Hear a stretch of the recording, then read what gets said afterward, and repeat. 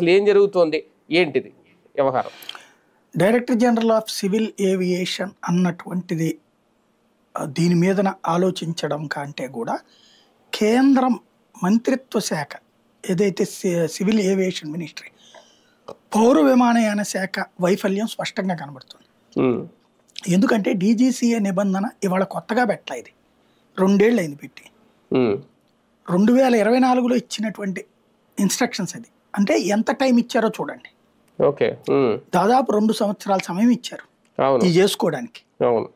2 సంవత్సరాల సమయం ఇచ్చాక ఇప్పుడు ప్రతి 2 నెలలకు ఒకసారి సమీక్షించడం, ఆ కంపెనీల వాళ్ళని పిలవడం, ఎంతవరకు చేసుకున్నారయ్యా మీరు అని అడగటం.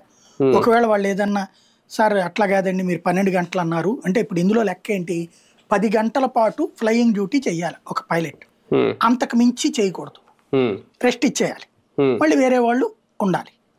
లేదు ఏదన్నా లాంగ్ జర్నీ 12 గంటలు 14 గంటలు అనుకునేటట్టయితే ఆ తర్వాత ఒక 2 రోజులు రెస్ట్ ఇవ్వాలి. ఇవి ఇట్లాంటి నిబంధనలు అనమాట, డీజీసీఏకి సంబంధించినటువంటి నిబంధనలు.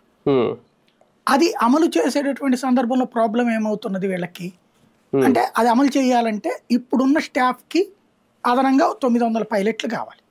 ఎందుకని భారతదేశంలో 2,500 ఫ్లైట్లు నడుపుతుంది ఇండిగో, అందరికంటే హైయెస్ట్ ఫ్లైట్స్ నడుపుతుంది ఇండిగోనే.